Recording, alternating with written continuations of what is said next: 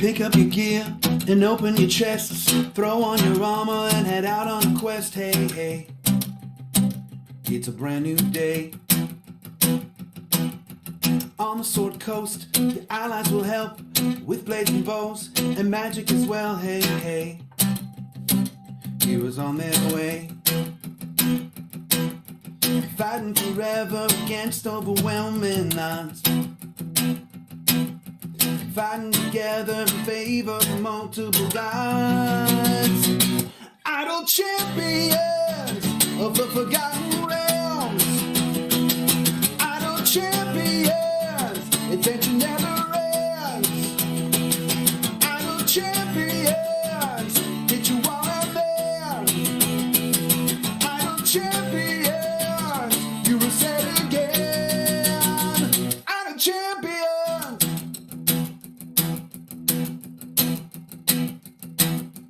From Waterdeep to Icewind, head out to Cho or Shadowfell, hey, hey. Together we stay. Walk to the monsters, walk to the boss, walk to the right, it's never a loss, hey, hey. Bad guys to slay. Fighting forever against overwhelming odds. Fighting together in favor of multiple gods. Idle champions of the forgotten realms. Idle champions, adventure never ends. Idle champions, did you want them? Idle champions, you will say it again. Idle champions.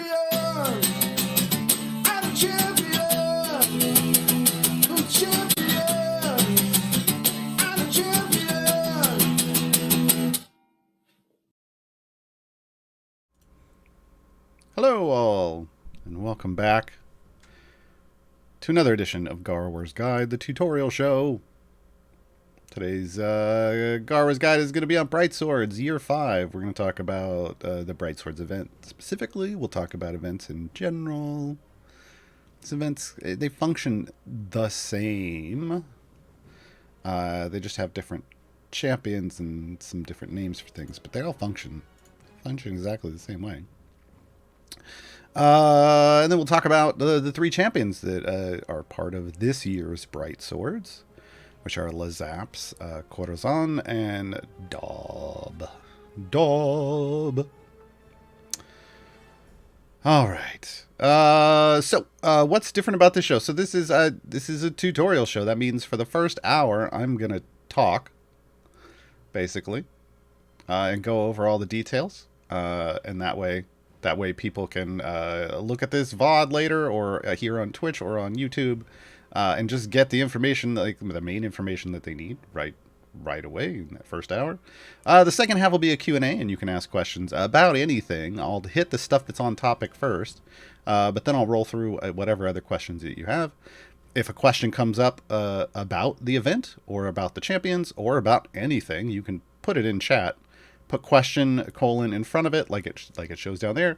And Martin today will grab that and put it in a document at any point in time during the show. So Martin's doing the production behind the scenes. Yeah.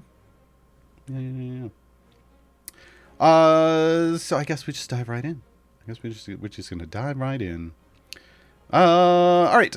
So normally, obviously this is what like the Sword Coast map would look like, and this little what I call the campaign banner over here on the left would at the top would be the Sword Coast.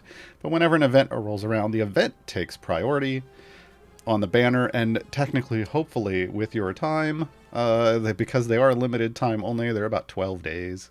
They're exactly 12 days. I don't know why I said about, but yeah, 12 days. And during that time,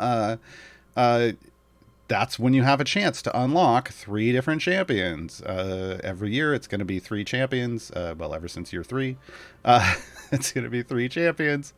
And you can unlock the champions, and you can get gear for them. That's kind of the function of an event, is to deliver new champions and deliver gear for them. And let you have, do a little something different every few weeks. They happen generally speaking, the event schedule is every 3 weeks. Certain times of the year, like this time of the year, that schedule gets thrown off a little bit because of reasons. Because other stuff's gonna happen. So yeah. So we're gonna grab Brightswords. We're gonna do some unlocks. That's the goal with an event. You have 12 days to do that stuff. And when the 12 days is done, that event goes away and it returns next year. So a year from now, the event will return. There are 17 events in Idle Champions, one every roughly 3 weeks. That's 51 weeks. There's an extra week in there, which is why things shift sometimes. So yeah, they are the same events. The same events happen roughly the same time every year. That's just the way this game has worked since year one. Now with events are like campaigns. I actually refer to them as mini campaigns. I see events as Idle Champions trainers because they're basically a mini campaign that's easier than a regular campaign. And you have to do all the same types of things. There's a basic adventure, there's free plays, there's variants. You have to earn favor. Yeah, it's kind of the same thing. What differs is that there are no blessings, obviously, for events. That's not a thing. When you get the favor, it just stores up and it just makes your future runs easier, which lets you do like the variants easier. And then when the event is over, you get to turn this event favor into favor in one of these campaigns. Not as a flat number. It acts as a multiplier. So I'm at E59. That's a lot. I recognize that's a lot. But basically every order of magnitude, so every number after the E is 10%. So if I leave it like this, I will have 590% that I can multiply versus one of my main campaigns. That's why some of us run it up this high if we can. So know that events are also a way to help your regular campaign progress. I tend to recommend converting it into whatever campaign you're actively working on. As long as you might still need favor there. That way you see a return from it immediately, and you're going to have another event in 3 weeks anyway, right? The other thing you see up at the top right here is owlbear feathers. These are the event tokens. These accrue naturally while you play at a rate of 1 every 25 seconds. There is no way to speed that up or to multiply it. Doesn't matter how many groups you're running. It doesn't matter if you're using speed potions or speed champions. It's a server-side calculation. You can, however, get more of them by using bounty contracts. Bounty contracts give time-based rewards.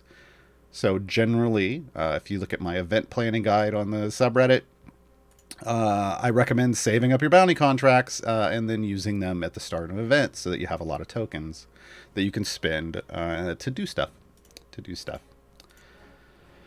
So that's the generality. Yes. Okay. So, hopping into the adventure node, you'll see again, there's 3 champions. Now, this is year 5 of the event. That means this event has happened 5 times so far since the game started. And the event delivers a champion every year. So there are 2 champions that are no longer actively part of this event. They have scrolled off the top. They are available in time gates only. So Lizap's, Corazon, and Dob are available this year.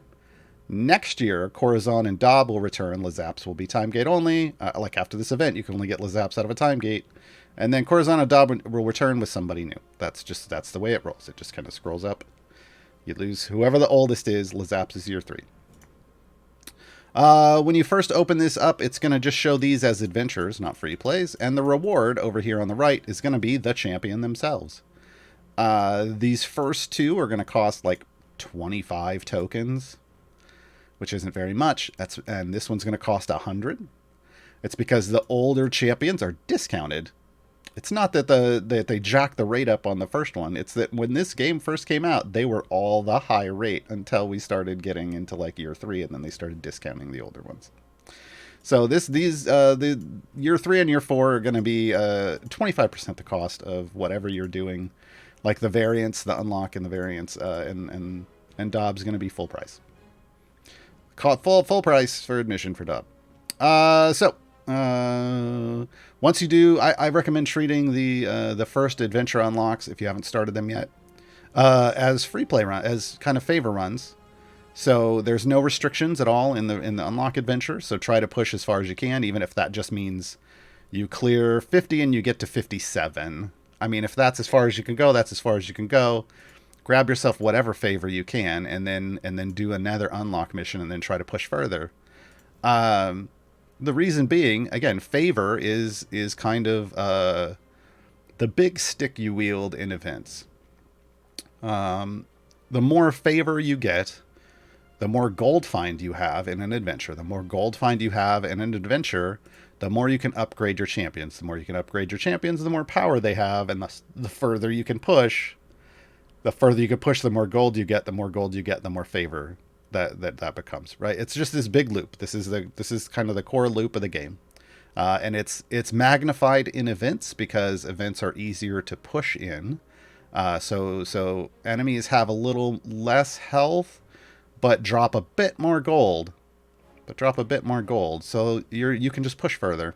So you can do this fairly quickly. If you're brand new, like you just started this last week, hello, welcome. You might not be able to do everything in this event. It's okay. Don't stress about that. Do what you can. But if you've been around a few weeks, you should be able to get everything done, hopefully, maybe with the help of the community.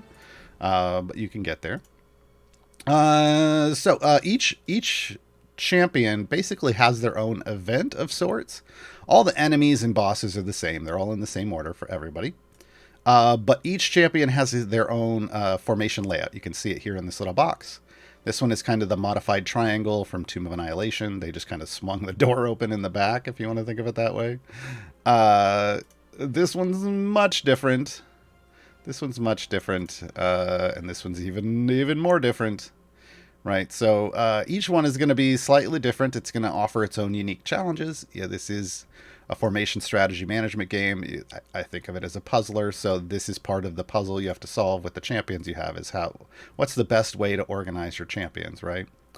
So for newer players, this Lazaps's or Corazon's formation probably going to let you push a little further than Dob's. Dob's is a little harder to work with. You might be okay here. I don't think any of these are super bad. But there are a few more adjacencies available here and here that can make things nice for newer players. But you should be able to push okay in all of them, which isn't always the case. I should note, in this adventure has one of the harder Area 50 bosses to get past. It's a double boss. There's a big spider, and that spider's master. The spider is hit-based. The master is armored. It makes for a rough combination because the spider will web you and stun you, and there's an endless supply of enemies streaming out onto the screen. Why? My computer doesn't hold on, folks. Let me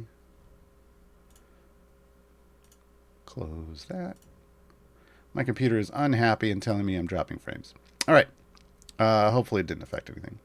It is going to be interesting. You may not push as far as you normally might, because it's just a different type of thing. That's just kind of how events work. Some are going to be easier than others.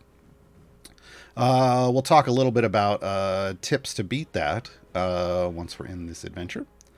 So let's start off with the zaps. We're going to talk about each of the variants. I should just say first, with the free plays, you'll see the cost starts at 500 owlbear feathers. Every time you do a free play, the cost goes up 500. It caps, though, at 2,500. So don't freak out too much. It is going to stop at 2,500. 2,500 is what's considered the regular price. It starts off at a discount and then just ticks up to 2,500. This means that you'll see in the shop, you'll see a chest for each of these champions, and it'll say, hey, buy this chest for 10,000 tokens, like owlbear feathers. It's a bit of a trap. It's there for a reason. It's there for Monday when the event's ending. If you haven't done your free plays, Yeah, grab a gold chest. But 10,000 tokens for one gold chest could be 4 free plays, and each free play gives you a chance at a chest. It could be either a silver chest or a gold chest. The chance at a gold chest is 1 in 3. You're guaranteed one if you do 4 for Dob in a row, and the first 3 don't give you a gold chest. That 4th one's going to give you one. That's the pity timer. So for the same 10,000 tokens, you could get a gold chest and 3 silver chests, or potentially, if your luck is really good, 4 gold chests. So use the time to run 4 free plays to 50. It's going to help you out with your gear. Events, as you can see, variants. As you can see, there's 3 variants for every champion. The first one, your area goal, the completion area is going to be 75. The second's going to be 125. The third's going to be 175. It's the same all the time. Those are always your goal. What's going to make these challenging is the restriction that comes listed in this box down here. And we're going to go over this for each of these and talk about what it means for you. I do want to show, as you can see, this shows difficulty easy. This is straight up a function of the amount of favor you have. Each variant, like each one, will have a different rating, like amount of favor that makes it show as easy. Off the top of my head, I want to say this is maybe around EO4 favor, and this is maybe EO6, and this one's EO8. I think it's like 5 EO8. I recommend trying to get up to EO8 or more favor before doing any of them. And then that makes these first 2 just a walk in the park. I mean, you could blow right through them, right? Even with restrictions most of the time. And then you just have to worry about the third one. And there's no reason you have to rush doing these. So if you want to work on favor for like the first week, you can do that. Even if you want to wait until the last weekend to knock out all the variants, as long as you've got that time, you can do that. That'll get you the most favor. If you can hit E10 plus, you're probably not going to have many issues with any of the variants. Otherwise, if they don't show as easy, you're making it harder on yourself, and it's going to cost you, whether you succeed or fail, it's going to cost you these tokens. And while 250 tokens may not seem like a lot, this last one down here is 5,000. So going into this one without knowing you can complete it and just like saying, chucking 5,000 tokens out, try to make everything show at least as easy first, folks. Make it easier on yourself. All right, first one up, Loth's army. Additional drow fighters spawn in each wave. Whenever you kill any drow enemy, Loth grows angry and tracks your transgressions. For every drow killed during this adventure, the damage and movement speed of every other drow enemy goes up by 0.1% additively. So basically, the more you kill, the harder it's going to get. Fortunately, you only have to go to 75. And with variants, you basically just want to get to the completion area, have the completion box pop up and go, yes, I'm done, and then leave. 99% of the time. That other 1%, when you will understand, until you understand what that other 1% is, don't worry about it. It's just complete them and bail. Variants reward you with a guaranteed gold chest for that champion. So these are solid rewards. This isn't horrible. Again, you just have to get to 75. You're going to have to deal. I mean, they're going to move real quick. They're going to hit kind of hard, but as long as it shows as easy, you should have more than enough favor to keep your champions upgraded and keep them alive for this. I got this. Only champions with int 14 or lower, plus Zaps, can be used. So it's time to bring the kind of average and below intelligence champions to the formation, along with Zaps as your extra, and see what happens. Now, Zaps is a tank, so she's probably going to want to be right up here in the front if you're going to use her. But it doesn't say she's required, so you can use anyone you want here. Now, my general rule of thumb here is if you can't field a full formation, so you can't fill every one of the formation slots, for every slot you don't fill, grab another order of magnitude of favor, so another EO1. If what you're looking at are regular numbers, please hit Y on your keyboard, or in the settings switch to scientific notation. That will transition you over to this version, and let you better register your power gains. It isn't as important in this game to understand what the numbers mean. Like, what is that in a real number? I don't care. I really don't.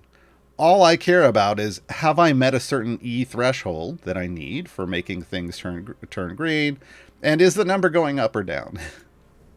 This is with large numbers, it's all about comparisons, folks. So, learning that in this game is a good thing to do for this. And then when you're talking to people have a much better idea of what your actual power level is in terms of like how much favor you have and how much further you need to go to get more favor.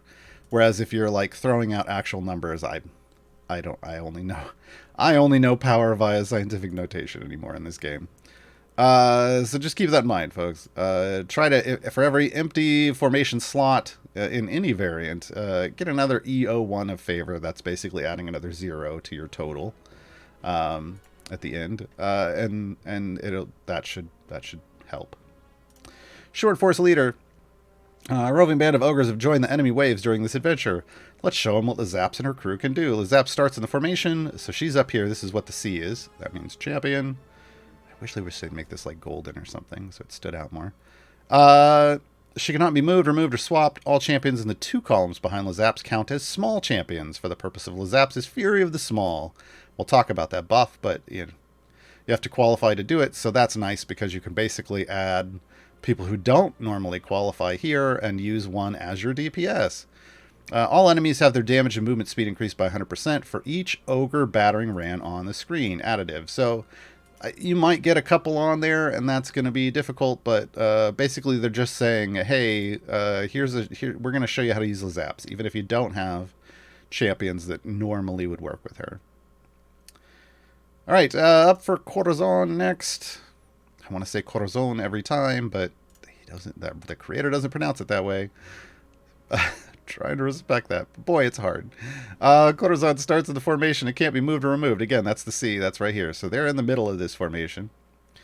Every area, cursed pirate ghosts appear. When a cursed pirate ghost attacks a champion, they are stunned for 1 second. So the only champion they should be attacking is the tank, to my recollection. I don't believe they're using ranged and peppering everyone. But it's been a while since I did this one. Only Corazon can deal damage to the cursed pirate ghosts, and he prioritizes attacking them over anything else. Keep in mind, Corazon, we haven't got there yet, but Corazon, not a DPS. So at some point, you potentially accept that that your tank's going to be stunned. Not that big of a deal. Just keep doing your thing, build your formation out, and rock right through it. So you only have to get to area 75 and bail. So it's not a horrible, this isn't a horrible restriction, but you just kind of have to accept that your tank is going to be stunned probably for a while. You'll probably get through the first maybe 50 levels and Corazon might kill things. And then after that, unless you have a lot of favor after that, your tank's just going to be stunned constantly. Grease the wheels. Yeah. In every boss area, an orc war wagon appears to hamper the champion's progress. The war wagon must also be defeated in order to progress. The effects of Corazon's grease ability are doubled against the war wagon. And then there's a getting to know thing, and we'll do that on the other one. We'll do that when we look over the champion. Corazon has an ability called Grease. It throws a puddle out on the ground. It slows enemies, and there's some fun interactions with his ultimate. So just know that they're just basically, they want you to play with the grease puddles with this one, which means it's not really a big, there's no real restriction here other than kill an extra thing. So you're good. Haunted by the Past. Corazon starts in the formation and can't be moved or removed. 2 cursed pirate ghosts join the formation, watching and judging Corazon. So Corazon, actually, they didn't put the C in here, but this circle back here, I believe, is where Corazon is. And then the cursed ghosts can move around the formation. If I remember correctly. Yeah, every 25 areas they change positions. So that's what the question marks are symbolizing. And I believe Corazon sits back here the whole time. Cursed Pirate Ghosts increase the base attack cooldowns of adjacent champions by 1 second. Neutral champions deal 100% additional damage. This formation, it doesn't really say it, but this formation is trying to get you to use one of his specializations. I believe it's his left one, so that your DPS are somewhere up here and not adjacent to him. and thus he's spreading his neutral stuff, and then you're trying to do that. They're getting there in a very roundabout way. The newer variants for the newer champions are more direct about teaching you how to use the champions, but that's what they're trying to do here. The thing with this variant is because there's this randomness of the pirates moving around. If it's in a specific order, it's in my guide. I would have mapped it out. If not, then it's just random. Maybe I didn't. The key here is to use champions who are going to buff from wherever they are. You're going to have to watch this one and make adjustments every 25 levels. So just know this is more of a manual play one, unless all of your champions can function regardless of who they're next to, which is rare. So just know Haunted by the Past, you're going to have a little more favor to do this one than normal. So shoot for probably E10 plus. And go from there, because you're going to lose two champions to these cursed pirates, right? So yeah, a little harder than normal. Finally for Dob starts. This is half orc's charm. Dob starts in the formation. He can't be moved or removed, and he's right here where the C is. Champions next to Dob deal no damage, so you're going to want to put your DPS like in this first column, maybe up here in one of these spots, or back here in one of these spots, depending on what kind of formation you're building. You don't want them next to Dob. Yeah, that's it. That's the whole thing. The rest is just, hey, guess what? Dob buffs people that aren't next to him. They're just forcing you to know that. They're forcing you to know that. Kafuro, restart your client. Restart your client if the event isn't showing up. Next variant, making friends. Dob starts in the formation. They don't show you where because it doesn't matter, because you can move him, you just can't remove him. Only champions with charisma and or dexterity of 17 plus may be used. That's a lot. Again, if you can't fill your entire formation, get some extra favor. That's it. For every single one of them. If you just started playing the game today and don't see the event, make sure you finish the tutorial and you're in the main campaign. It won't show up if you're in the tutorial still. But yeah, once you do that, just restart your client. Events start on Wednesdays at noon Pacifically. So when it starts, usually you have to restart your client to make sure everything shows up correctly, folks. Should probably start the stream with that. Skeletons on strike. I really enjoyed this variant, folks, just for the animations alone. The skeletons come out. Well, I'll get to it in a minute. Dob starts with the formation. I'm excited. He can be moved but not removed. Dob's ultimate starts unlocked, and its cooldown duration is half as long. This tells you they really want you to use the ultimate here.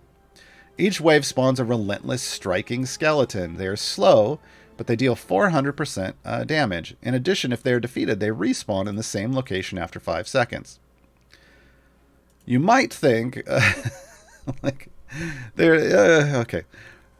When these fall down, instead of falling down, normally when you have this type of thing where, hey, they respawn in the same location, normally it's like they act like they're dead, and then they get up and they start moving again. But with these, they're walking along and then they stop and they hold up and then they pull out of nowhere. They pull a sign with an X on it. It's basically, hi, I'm on strike. And then they stand there with this sign.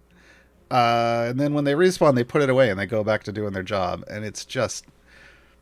They've never used this animation before, and it's just fantastic. I had so much fun playing this one. But this is basically, hey, use Dob's ultimate a lot. Dob's achievement is based around using his ultimate. So if you want to farm Dob's ultimate, Arb's achievement, this is a good place to do it, because his ultimate cooldown is half as long as normal. So you can do it twice as quick, right? Outside that, this is fine. Like, yeah, they deal 400% more damage, but as long as you're killing them quickly, again, as long as you have enough favor to make this green, you should be killing them every time they stand up. Shouldn't be a big issue. Plus that wall, his ultimate, we'll talk about his ultimate, but it builds a wall, and they can't get by it. So, not that it's always going to be up, but keep that in mind. I can't hop into a Dob free play.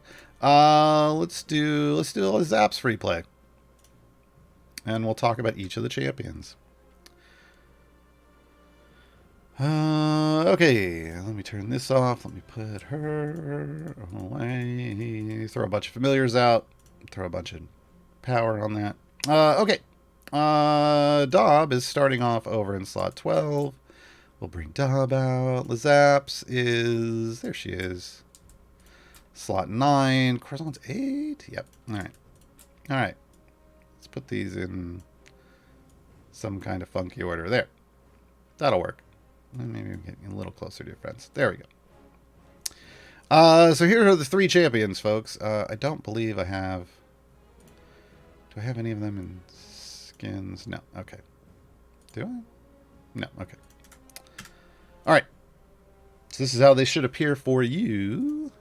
Let's talk about Zaps first. Zaps is our shorty tank. She's a goblin artificer. Came to the Forgotten Realms from Sharon in Eberron. Tanking support. Neutral evil. Her base attack is Thunder Gauntlet. Zaps attacks and stuns the nearest enemy. Every 5th attack, she uses her grappling fist to pull an enemy closer to her instead.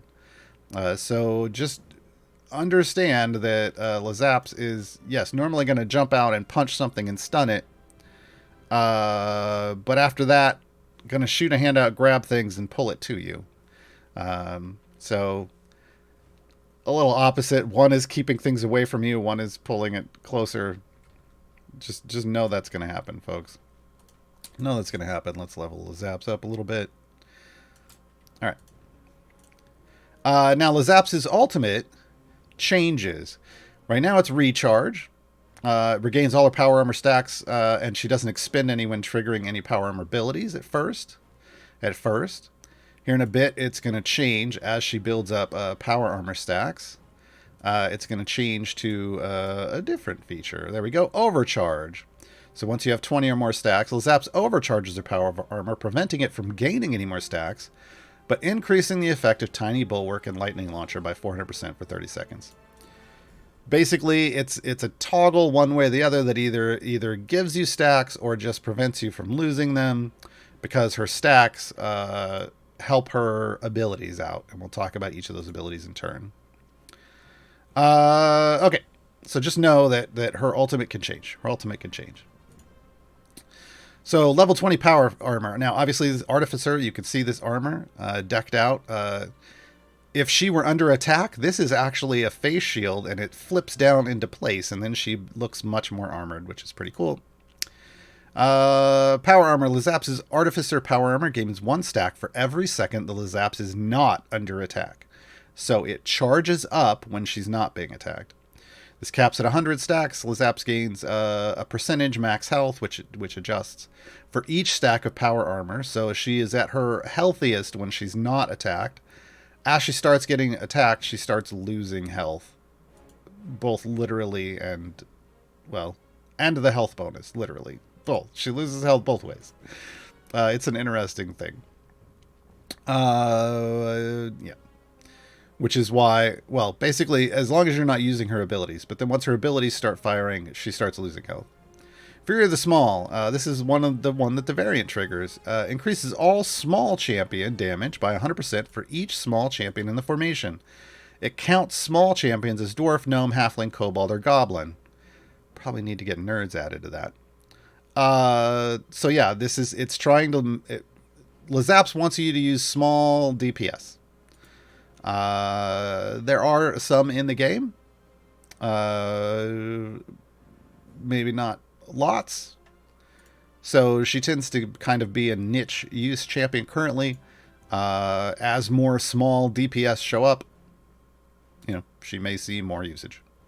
So just know she's kind of a niche champion at the moment. Tiny Bulwark.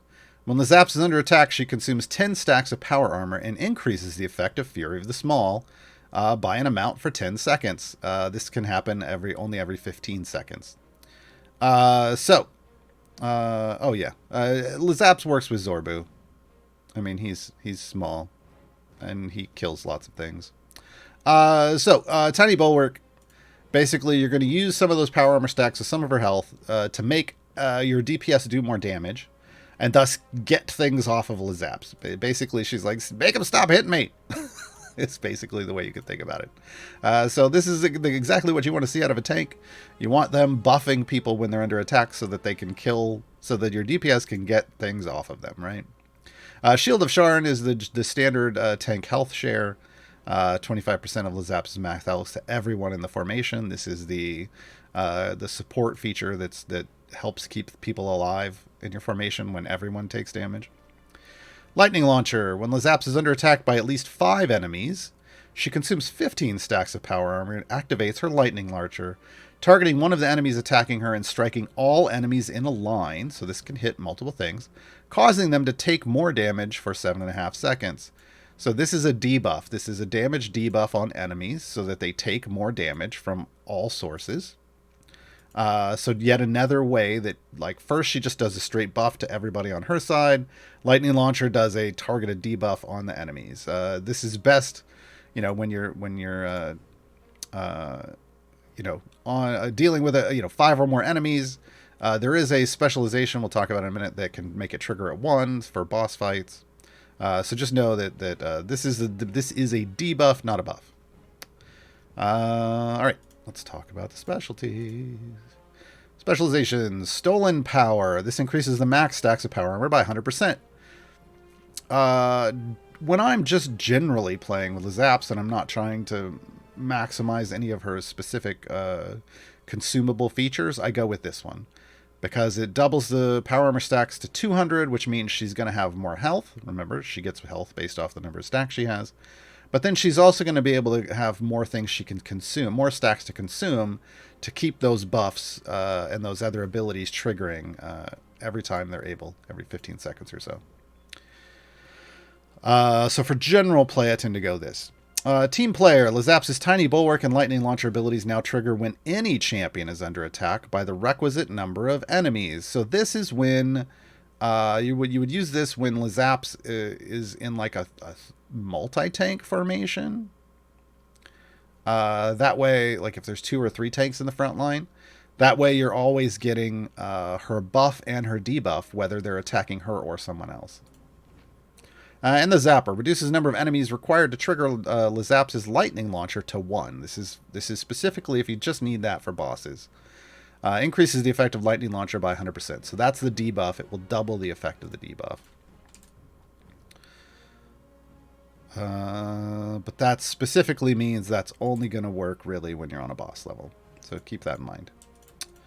All right. I want to say that's it. Is my memory correct? My memory is correct. All right. Whoa, broke it. All right. Item-wise, we get a pair of Damage All Champions items, which is good. She has a support. We get a Fear of the Small, which obviously that's the straight-up buff for small folk. We get a Power Armor, so this is going to help you get more health when she's stacking. This is her version of a health item. She doesn't get just straight up health. It's all linked to her armor. And then she has Tiny Bulwark and Lightning Launcher. Folks, remember, her ultimate is a toggle. Basically, it's not a toggle. It's a varying ability, but it's based off those her power armor and the stacks it has. So they don't bother with items for that. They just give you, she's a full 6-item champ. So she's very item efficient, even if she is more of a niche-use champion. So you get to buff everything with her. Feat-wise, she gets the Damage All Champions item. She does get the normal health items for feats. She also gets a 60% version for more gems or cash in a wild offer. And then Fear of the Small. So she doesn't do anything. She doesn't have anything that's going to buff up Tiny Bulwark or Lightning Launcher currently. Maybe in the future. But you can straight up get Fury of the Small buffs. And health.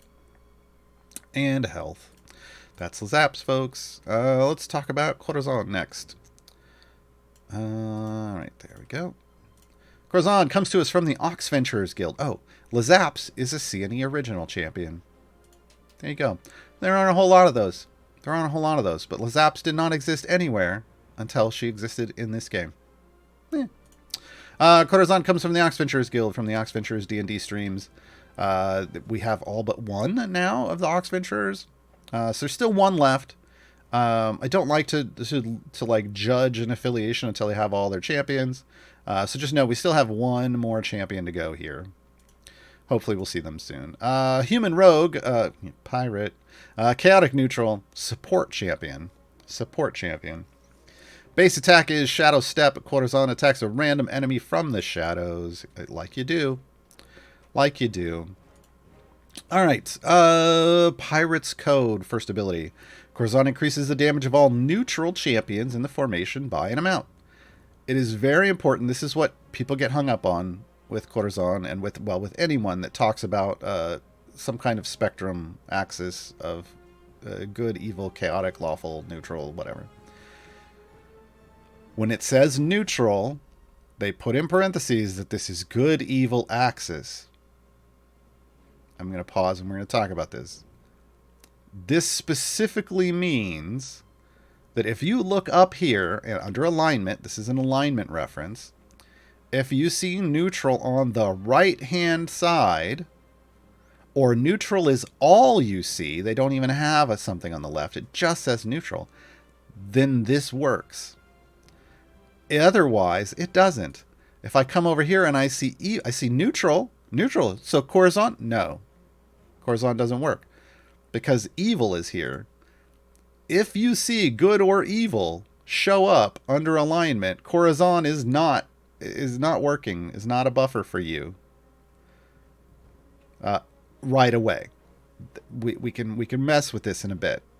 Corazon can mess with this, but this is what we're talking about here. So if you see these other words, then Corazon at level 60 is not going to buff you. So Corazon does not buff. At level 60, Corazon does not buff Lazaps. This can change. This is a D&D thing. Don't blame Idle Champions for this. This is a Dungeons and Dragons thing. Grease. It's the word, folks. Whenever Corazon attacks, he leaves behind a moderately sized puddle of grease under the enemy he attacked. You could see it on the ground here. Hold on. When it comes up again, there'll be... Come on, Corazon. Do your thing. Any day now. You're making me look bad. Oh, fine. Hold on. I gotta get the familiars to stop. Killing things. There it is. There's the grease puddle. That's it. And if they're walking along, it will move. If they're not walking, it stays in place. All right. Grease puddles do not hinder other champions, but they do slow enemies passing through them by 25%. The maximum number of grease puddles on the screen at once is equal to the number of neutral on the good and evil axis, folks. I know you love it. Champions in the formation. The effect of grease puddles stack multiplicatively if an enemy is standing in multiple puddles at once. So if you stack up a bunch of puddles in the same spot, it can just slow them to a crawl. Now again, because Corazon's currently the only neutral person in the party, he only gets one puddle. You can get a lot more. Obviously, you can get lots more puddles. And we'll again, we're gonna get there. Folks. Just know lots of puddles can be a good thing. Very, very good thing. All right, honorary crewmates. Here we go. Once you get to 170, you can worry a little bit less about the whole alignment shenaniganry. All champions adjacent to Corazon are treated as neutral on the good and evil axis. Hey!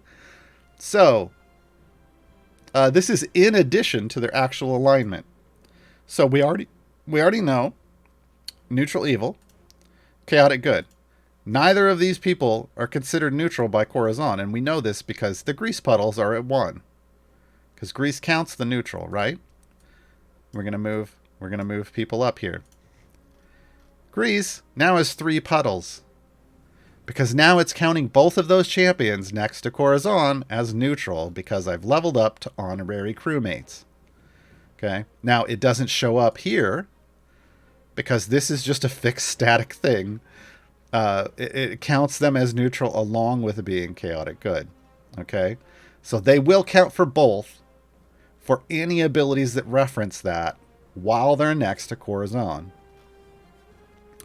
Okay, so we can get lots of puddles out here, which is a good thing. Puddles are, oh man, this is, you know what, we're going to back up. Because this is exactly where I want to demonstrate the good work of Corazon's puddles. And we'll talk about that spider boss. Get rid of the web. Okay, there we go. Thank you. And we'll leave them like this for now. You know what? Here, we do it like this. Okay.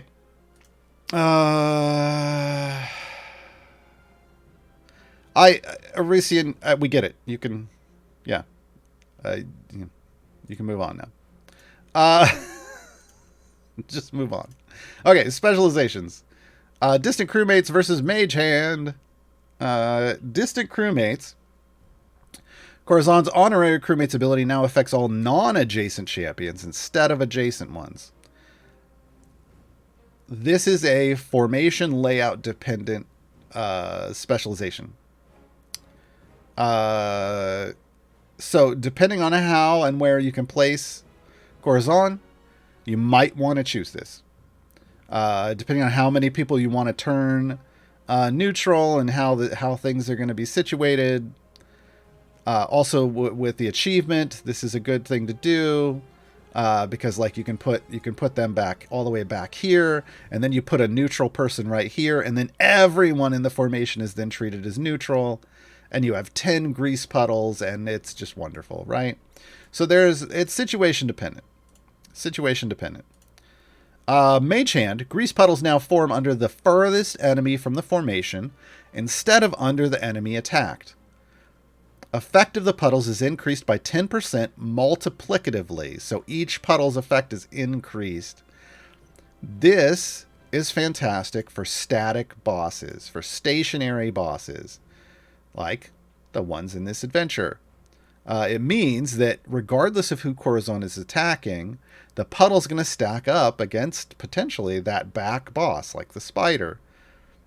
And thus you can focus the grease there. Now, why would you want to focus a slow there, Gaarawarr?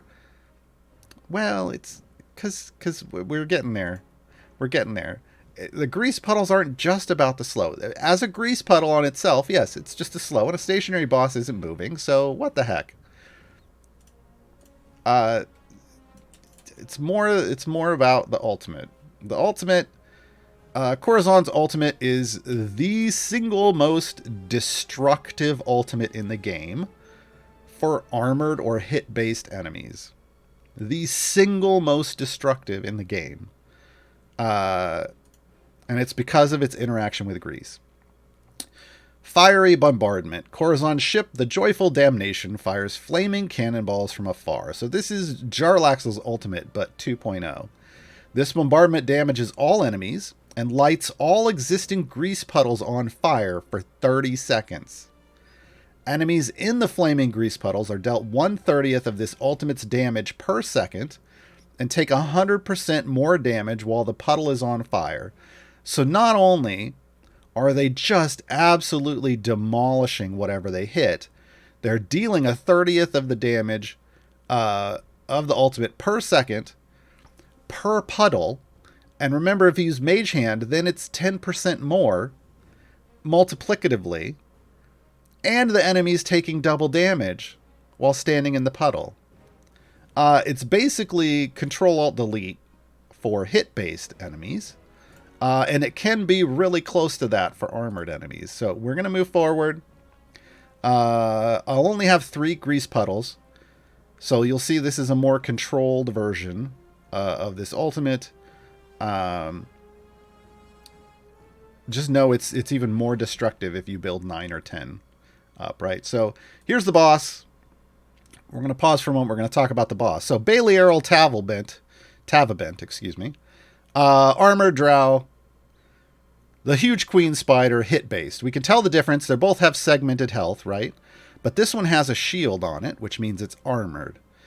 And if you hover over it, or you hit the D key, you'll see that the spider only has 50 HP, while the humanoid, the drow, has E whatever HP.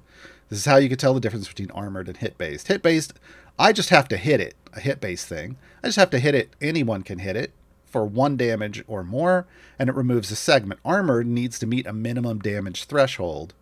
So usually, at higher levels, only your DPS is going to remove armor on an armored thing. But everyone can remove hits based on for the hit-based thing. This means this even includes clicks. So if I was having trouble with the Spider Queen, I can click on it once every 6 seconds and remove a hit. So if all of your attacks are hitting things in the front because enemies are building up, just know you can still click your way through the spider in the back as long as you live long enough. Okay. Valindra's heavy sweats, right? Yeah, Valindra, Corazon versus Valindra is... because the puddles last for 30 seconds and deal damage for 30 seconds, it's a big deal. All right, what I'm going to do here is I'm going to count my attacks with Corazon. Come on, I got webbed. This is the hard part of this boss. I got webbed. Come on. There's one. I'm getting robbed here. Come on. Let him attack again. You're making my demonstration just not super great at the moment. Can I get another attack? I didn't even get an attack off. This is why people hate this boss. But it feels good when you beat him. Get me at least another... Okay, there's 2 puddles and then immediately webbed again. Immediately. It's not Corazon's fault. The queen knows... The Spider Queen knows what's about to happen. And it's like, oh god, I gotta web the pirate. I gotta web the pirate. I gotta web the pirate. Okay, there's 3. Here we go. Delete. It's gone. Bye-bye. If I hadn't removed any stacks from that spider, it still would have just gone away. If I had had more puddles, it would have just disappeared from the screen. Because that's the power of the flaming grease puddles. They're just outrageously damaging. They're just outrageously damaging. Again, and that's with the combination. I combined that with Mage Hand, so it didn't matter who Corazon was attacking. It was just gonna absolutely destroy. It was gonna destroy the thing that it was putting the puddles under. So just know that's a great it's a great ultimate. Corazon's achievement is actually use his ultimate attack to damage an enemy standing in 9 or more grease puddles, which again you would use. You would need to build a formation that has all neutral people, or use the other, not the Mage Hand specialization, to finagle a full formation of neutral people, and then you just watch him attack and count up to 9 attacks, and once you count to 9, hit the ultimate, and you get the achievement. It's real straightforward. We should talk about Lizapsis too. Lizapsis is real straightforward. Consume 10,000 stacks of power armor. So you just need to use Lizaps near your wall where she's actually getting attacked and will then trigger the abilities that consume power armor. And you just need to use her a lot. That's it. There's no trick to it. It's just use Lizaps a lot. Okay. So that was the ultimate, and that was Mage Hand. I love the combination of the two of those. It makes me happy. Goat Pirate increases the effect of Pirate's Code by 1% each time Corazon attacks. Stacking additively. Lasts until the adventure complete.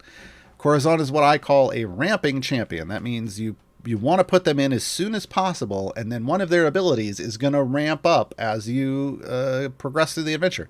So the more times he attacks, the more of you're going to get. The more you're going to get out of him. So Goat Pirate, right now we're at 73 attacks. I'm getting a 1300% bonus now at 74. I want him attacking a lot. If you could combine him with something that speeds up your attacks like Whittle, he'll ramp up faster. You can do that through the early portion and then just ride the rest out through the rest of the adventure. Just know that if you're going to use Corazon effectively, you want him in as soon as possible. And stacking that up is going to give you a nice big bonus over time. Overtime. That's all of the abilities. Gear-wise, we get a pair of damage all champions. We get Pirate's Code. We get Goat Pirate. So this is the stacking one. That's nice. To have an item for that is great. And then ultimate attack damage. Because why not? Let's add insult to injury. It's already going to destroy things. Let's buff it some. And then a cooldown for your ultimate, so you can destroy things more often. We've got a damage all champions, a pair of those. We have Pirate's Code feats. We've got a Goat Pirate feat. He also gets a Constitution feat.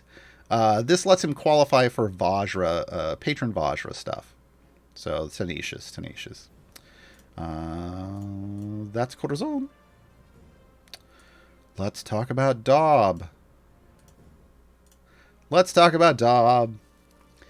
again, Oxventurer's Guild. Half-Orc Bard. Cat Good. Support and Gold Find. Also support and Gold Dumping? We'll get to that. Thunder Wave is the base attack. Dob leads to the closest enemy and attacks a small area with a wave of thunder. This is a magic base attack. Oh, I didn't go over that. So, Thunder Gauntlet, despite the thunder in the name, is a melee attack, as is the grapple. Corazon's is a stab, so that's a melee attack. You can tell by the icons here. Dob's magical. First ability, Traveling Entertainer. Dob increases the damage of all champions not next to him by an amount. So Dob wants to buff people that aren't next to them. So Dob doesn't want to be here. Dob wants to be back here. And then he buffs everybody that isn't where Corazon is. Right? That's how that works. Busking. Dob increases global gold find by 30% for each champion next to him, stacking multiplicatively. Multiplicatively is the good way. This is nice. Now the max you can get this is obviously 6 adjacent champions. It is like an EO4 to EO5 bonus with 6. I can't remember which, but so it's a nice addition. I do like the gold find. We can modify these things in a bit, and we'll talk about that with the next ability. Offshore Accounting. At the transition to each new area, there is a 25% chance that Dob sets the champion's gold amount to 0. That's up here. He's going to take all your gold, folks. I saw him do it a moment ago. And gains deposit stacks equal to the exponent of the lost gold. Exponent here is order of magnitude. This is why we want to use scientific notation, so you know what you're losing. If he took my gold right now, I would get 71 deposit stacks. Okay, that's why we want to use the scientific notation. We know what we're getting out of this. That would be 71 stacks. There he goes. He just ran away with it. Saw him do it. Dob increases both the damage increase of Traveling Entertainer, so his damage buff, and the gold fight bonus of Busking by 10% for each deposit stack, stacking additively. Okay? So every time he runs away with your gold, he buffs your damage more, and he increases your gold find more. This is fantastic. Because look, folks, I get where early on you're like, don't take my gold, I need it to upgrade. But the thing is you're going to kill another enemy, you're going to get more gold, and you're going to get more than you would have before. Because he modified it, and he multiplied the gold find. It's this nice little snowball thing that I really, really like. I really, really like. The number of deposit stacks is capped at 25 times the highest area completed in the current adventure. So right now it would be 25 times 74 would be the cap, right? So the further you go, the more you can get out of what's going on. So it is a kind of ramping champion, except honestly, this is the kind of ramping that you don't even need at the beginning, because he could grab a lot. I mean, you want to get it while you're still progressing, because he needs to complete an area. But, putting him in, for the last 100 or 200 areas of your run, if you're someone who goes deeper, it could potentially be enough to grab just an outrageous amount of stacks. But yeah, stack it up, folks. Stack it up. Let's see what we got going on here so far. Offshore Accounting, I'm at 212. So I have a 2,120% bonus to both of these features. Hey, the gold find of the beast. Yeah, so I'm getting post-stack multiplier. I'm getting a 666% bonus when I only have one of these stacks. Is that? There we go. There's 2. So yeah, the more people I have around him, the better this is going to do. But it's pretty great. The multiplier is the thing I like the most. Specializations. The specialization here, I mean, at the very simplest version, you just want to pick the one with the highest number. Have it be your whatever. If this is your final formation, if this is what your formation is gonna look like, just find the one with the largest number and pick it. They made this one very straightforward. That being said, all of them are going to count. The first three are going to count Ox Ventures people plus something. So this buffs Ox Ventures plus magical base attack. It's buffing Traveling Entertainer by Ox Ventures plus people with magical base attack. So this would be a more magic heavy group. Friendly is Ox Ventures plus Charisma 17. Quick is Ox Ventures plus Dex 17, and everybody is basically it counts each unique race in the formation. So again, ultimately, you just want to pick the one that it has the highest number, which is going to be everybody in this situation. So you don't have to think too much about that, but just know it is focusing on specific types of groups, but ultimately just pick the one with the highest number. Ethelfrith's Hammer is the ultimate attack. This is the one the achievement's based off. Dob uses the hammer to summon a bunch of skeletons to build a wall that lasts 20 seconds, dealing damage to enemies in the way. For the duration, evil champions deal 1,000% damage for reasons best left unsaid. Here we go, folks. Now, I think in the preview, I gotta pause for a second. In the preview, it said, summon 60 skeletons, like in the Champion Spotlight. There's I think that's a lore reference, but in the game, it summons 6. And a Flame Skull. There we go, folks. That's the ultimate. Now we've got a wall. Nothing can get by the wall, and if we had an evil champion in here doing damage, well, I guess Lazaps counts. They do 1,000% more damage. And do 1,000% more damage. And then the wall goes away, and that's it.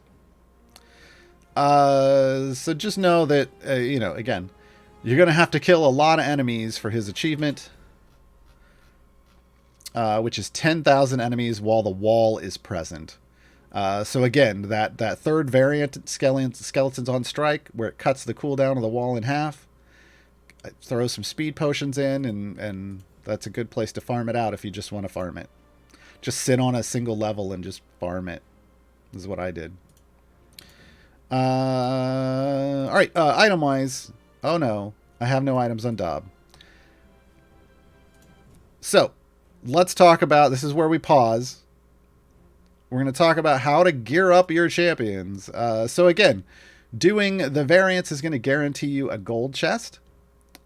Doing free plays can get you a silver or a gold. Okay. And they're named for the champions. So like right now we're doing Lazaps. My reward would be a Lazaps chest. But one of the things that you also get while you're playing this game are Electrum chests. In fact, if I go to 16 characters and I type in Brightswords 5, I get one from this stream. Right? So Electrum chests, they give out about 40 a week usually is what we've seen lately. That number varies based on the number of streams they have. Let's just say over 30. 30 plus chests a week, folks. So the 3 resources you're going to have to rely on when you're gearing up your event champions are going to be Electrum chests, because they drop gear for every champion in the game. And then the chests that are named after the champions themselves. Regular silver chests only drop gear for non-event champions. Regular gold chests only drop gear for non-event champions. So gearing up Dob, Corazon, and Lazaps, Electrum chests plus named chests for those champions. So we're going to gear up Dob today. I recommend running your Electrum chests first. I do this because Electrums can drop gear for everyone. Like I just said, I feel like a broken record, but this is important. Electrum chests will prioritize upgrading things. If they roll an upgrade, it will try to upgrade. Upgrade can mean just going from an empty slot to having an item in that slot. Guess who has empty slots in my formation? Dob. He has no items whatsoever. So Electrums are going to focus him more heavily than they would, I'm just going to open one to show you, than they would anybody else. There we go. I got a green. That way I can focus items onto Dob with the Electrums. Whereas if I waited until after I opened these, Dob might have gear everywhere and the Electrums might just go to anybody but Dob. So what I'm trying to do is I'm trying to give Dob a little extra help, or whatever new champions, if you have all three new, give them a little extra help by dumping these Electrums in, then move to the named silvers, and then finally to the golds, okay? So I'm going to open all of these. I don't have as many. I think I skipped like an entire week. I have fully geared Dob out now in terms of getting one item in each of his gear slots. So as we can see now, over here, Dob now has gear. It's a vary of blues and greens because I didn't have a lot of Electrums. Electrums can drop up to blue gear, but you at least want to try to get Dob with Electrums and silvers. You at least want to try to get Dob all green before you open golds, because golds can drop greens, blues, and purples. But you really don't want to waste a green drop on a gold chest. So by getting your champions to green via Electrums and named silver chests, before you open any named golds, you're optimizing the gear you're going to get out of those chests. That means if you're at all green, that means it's going to take 6 gold chests for you to get blue or better gear. If you don't have green, it could take up to 12. Right? So be a little more efficient. Let yourself be a little more efficient with this. Oh, hey, look, it's that grease puddle under a spider again. I wonder how we get by this. Oh no. Why is fiery? Oh, okay. I was like, I don't see him being webbed, but he must be webbed. He must be webbed. There we go. Bye, spider. Bye, spider. Okay. So let me go back into Gary. Oh, and then also under the collection, if you care about this type of thing, if you even have a collection on your platform, not all platforms have it. You'll see I've filled in a variety of slots here. Electrums can fill in all of the first 3. I'm not too worried about that anymore. Electrums over time will fill up all of that. Now I'm going to dump all of these Dob chests, all of these silvers. This should get me all the way up to blue on Dob by opening up all the silvers, just because I had so many of them. Even though they don't necessarily prioritize. Yeah. And I filled in all those gaps. Now all I care about, I'm fortunate, now all I care about is am I going to get epics? So all I really wanted to do was get to at least greens, opening up those Electrums and silvers. I did better than that. 6 gold chests would have gotten me, my first 6 gold chests would have gotten me to full blue at minimum. But now I can go open gold chests. Now, the first time you encounter a gold chest of any type in this game, the pity timer, that purple bar and the purple text, is going to be set to 4.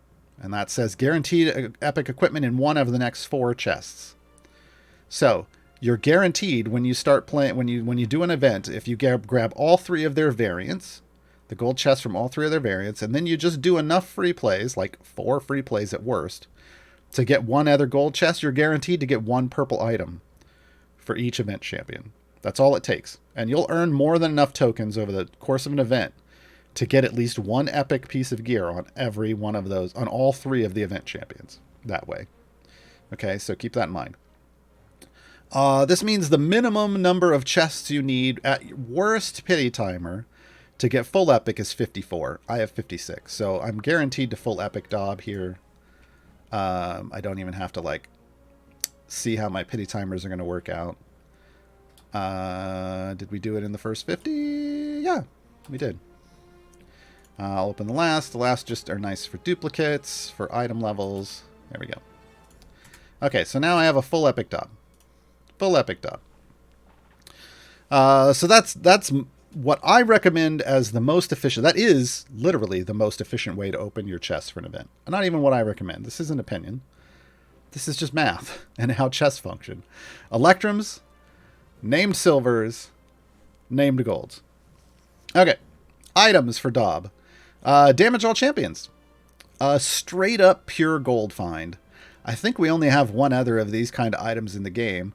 Normally it buffs a gold find ability, but because this one stacks multiplicatively, I think they were like, ooh, that'd be a problem.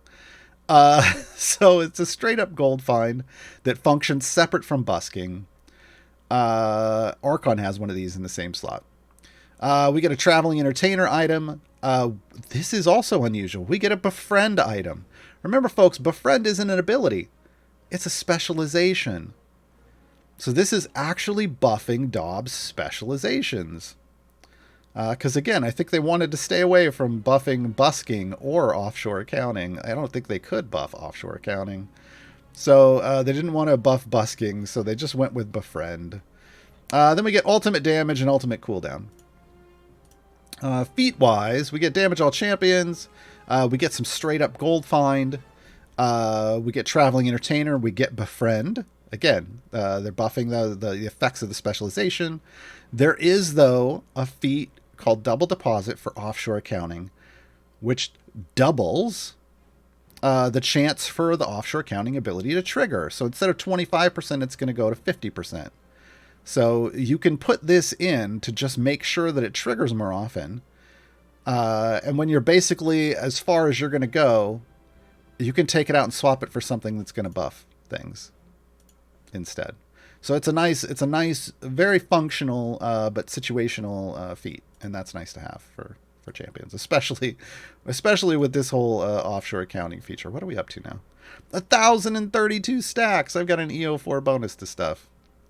This is great. Yeah, I only have one champion adjacent to me for busking, and I'm in an EO5 gold find bonus.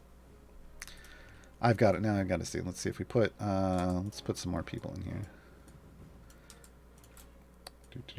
What are we at with 4? 4 is a pretty average adjacency. Yeah, 6.64 EO5. So the adjacencies don't even matter as much as just getting lots and lots of stacks, folks.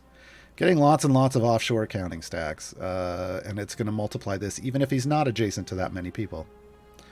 Even if he's not adjacent to that many people. So that's nice. That's nice. We can see the traveling entertainer is up to E12. That's fantastic. That's fantastic. This item is only at like 81 item levels, so it's not even super high yet. And I'm already in an E13 bonus, again, because this is getting multiplied by offshore accounting. So just know that Dob straight out of the gate may not look like, if you're just looking at their raw numbers without stacking up offshore accounting, it may not be a big deal. And if you're only running to like stage 100, 150, 200, you may not see huge numbers. But if I'm very curious what happens if I run Dob to like 1,000, to area 1,000 and cap out the stacks. I may have to test that at some point this week. Because it feels like that would be a nice number. Feels like that would be a nice number. All right, we're going to take a short break. I see questions have been stacking up. Martin's been doing a great job grabbing questions from all of you. I will get to your questions. You haven't just been shouting into the void. They're right here. They're right here. If you have more questions, throw them in during the break. When we get back, I will answer them. This is Lizap's song. This is Artificer of My Fate. Be right back, folks.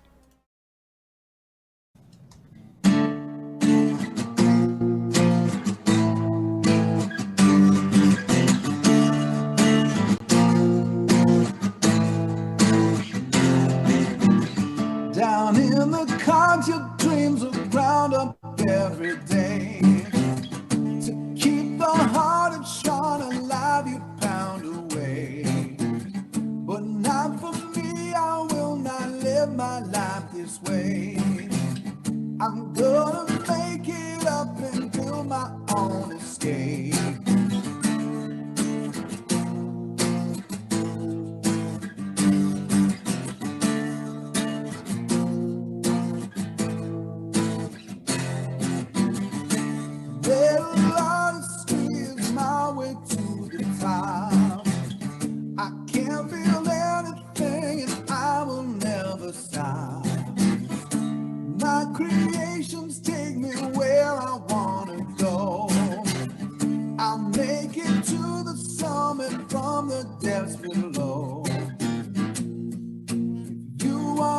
Something from this world, you have to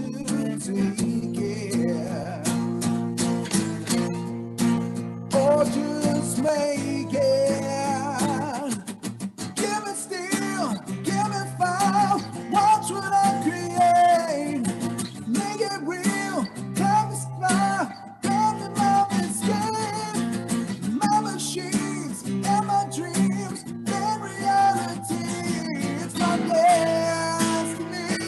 And it fits on my face.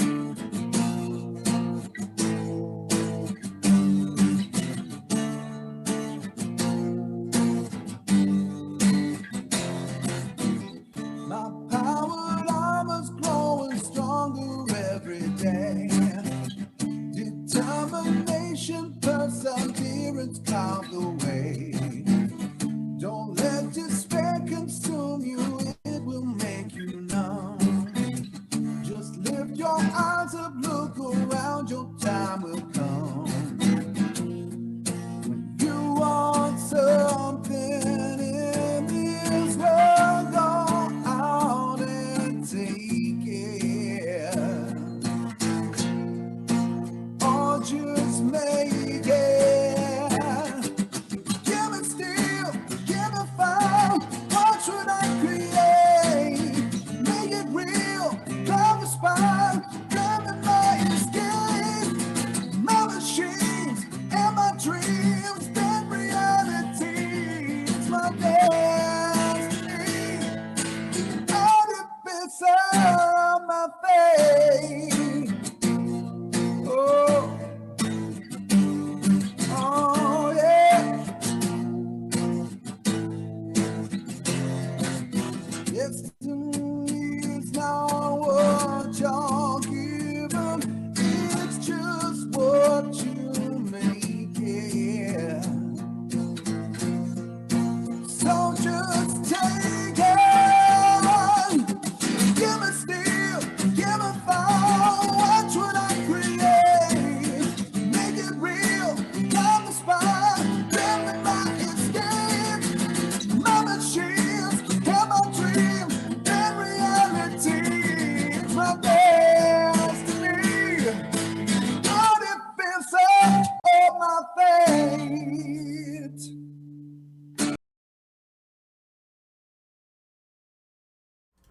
Oh, hey, it's over. Caught me while I was like, wait, where are our X-Ventures, folks? Can I put them all in? And then the song ended. Who am I missing? We're gonna go there. Dob Brightswords, Prince. Okay, we got them. We got them all. I was like, hey, let's throw in the Oxventures crew, and then I was like, oh, this isn't appropriate, but it'll be fine. That's not ideal. Anyway, I really like Lazaps' song. I keep requesting it lately, or while I was before Bardic Inspiration went on hiatus, and wah wah wah. I like that song. I want to hear Jason do it more. I would like that one produced, but I doubt that's ever going to happen. Anyway. Questions. I can get rid of the familiars because I leveled up all the way. Questions. Let me find the questions that are based off what we've been talking about. Hero number 0. If Veronica chooses Dob, does that increase both his buff and gold find? Oof. That's a Veronica question. I think we're talking assist the puppet. Is what we're talking about.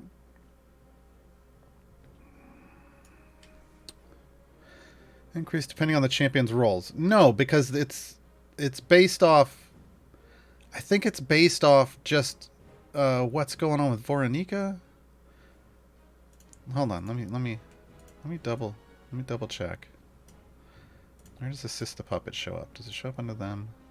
Veronica's brand new, so I haven't done a whole lot.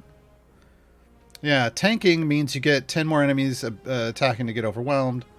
Support increases the potential of Bushi's positional formation abilities. Okay, this is what we're talking about. So would that work for Dob? It would work for Traveling Entertainer. Traveling Entertainer is a positional formation ability, because what we're looking for when we're talking about a positional formation ability is an icon right here. Oh, no. We want to be looking for an icon right here. We don't have that yet. What we're looking for is, regardless of how the buff triggers itself, does it buff outward? Not is it buffed by, but does it buff outwardly in a positional manner? And Traveling Entertainer does. Traveling Entertainer buffs champions that are not adjacent, so that is positionally buffing. Busking does not positionally buff, because it's not buffing the formation. It's buffing Gold Find, which is not the formation. Now, it is buffed positionally. That is a different thing. It is buffed based on, the number is based off where you place him, but it does not buff outward. We're looking for positional formation abilities, or things that buff outward based off position. Now, if it had said Dob increases Gold Find to champions adjacent to them, that would be a positional ability. I think Stokey is that, with something like that. Stokey does something like that. I won't say she's exactly that way. Actually, we don't have anybody in slot 4. Let's just bring Stokey in, and I will point it out to you. So Stokey is an example of a positional Gold Find. Golden Palm. Champions adjacent to Stokey cause enemies they kill to drop more gold. This is a positional formation ability, because it's causing champions adjacent to her to do something. But because Dob is just buffing Gold Find, that's not a positional. So Voronika's Assist a Puppet would buff Traveling Entertainer, though. It would buff Traveling Entertainer. It would not buff Offshore Accounting. It would not buff...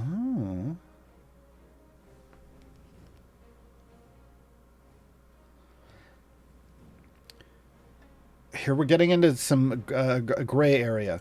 Sometimes specializations count as an ability, and sometimes they don't. Befriend might count because there's an item and a feat for it. You just have to get the lucky roll with Voronika and see what happens. It might. No, it's not gonna. Because it's just buffing Traveling Entertainer. No, it's not gonna work. All right, I clarified that in my own head. So Voronika would buff Traveling Entertainer, but nothing else. Sometimes I just got to think about it for a second. But yeah, we're looking for what it's buffing. It has to be positional. If it's buffing another ability, that's not a positional formation ability. Tyradel, I thought it was a 50-50 for silver versus gold in a free play. Did that change, or did I just read wrong? If someone typed it out wrong, it's never been 50-50. It's always been a 1 in 3 chance in a free play, forever. So somebody wrote it wrong, or spread misinformation. It's a 1 in 3 chance, and the pity timer's at 4.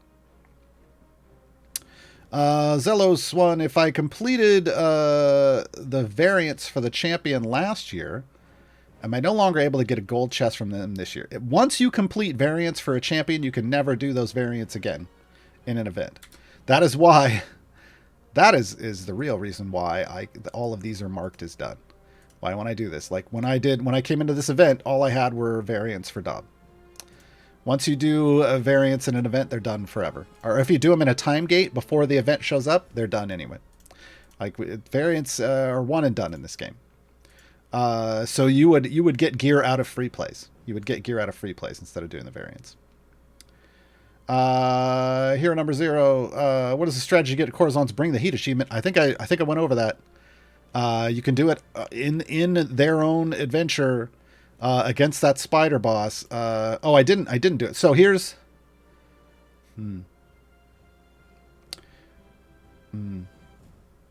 here's the way you would kind of do this. Like in Lazaps's. I described how to do it, but I didn't actually do it. If you need to make everybody neutral, so I would look at this situation and I would go, who's like, okay, Merylwyn's neutral. I could put Merylwyn next to Corazon. Everyone else in this formation I could fill out however I wanted. and then I could just I could change the spec to distant crewmates. And now, no matter who I put in this formation, like I'm just going to fill in some people here. Everybody else is now counting as neutral. How do I know this? Everybody in the formation is counting. I can go to... Hold on. Are we being annoying today? I did change the specialization. Why? Why you being this way? Why you being this way? Maybe there's a bug? Is there a bug with this? This specialization, though, if you choose the non-adjacent one, it should turn everybody in the formation neutral. This should be 10 grease puddles, and I don't know why it's not. I would say submit a ticket. Because otherwise... Is that triggering more? It is. It's not working. Well, no, that still should have. Yeah, submit a ticket. That looks bugged. But this is what you would do. You would put an adjacent person next to them while they're hanging out by themselves. A neutral person adjacent to them while they're hanging out by themselves, and then you'd choose that left spec. Then you'd let the puddles build up like this, and then you'd fire this off, and it would light up your life. It would light up your life. It's the way we're going to say that. That's how you'd do it. I know, because that's exactly what I did back when Corazon came out last year, and it worked. So it looks like there's a bug. Infinite Monkeys, semi-related to the event, is Skeletons on Strike a good variant to farm for Zorbu and Torgar? Technically, yes. Well, Zorbu care about a dead? He does he? Oh god, why have I forgotten? He does. So yeah, you could farm undead there. You could farm Torgar there. You could also farm Dahani there. If you wanted. Sure. Yeah. That's a thing. Yeah.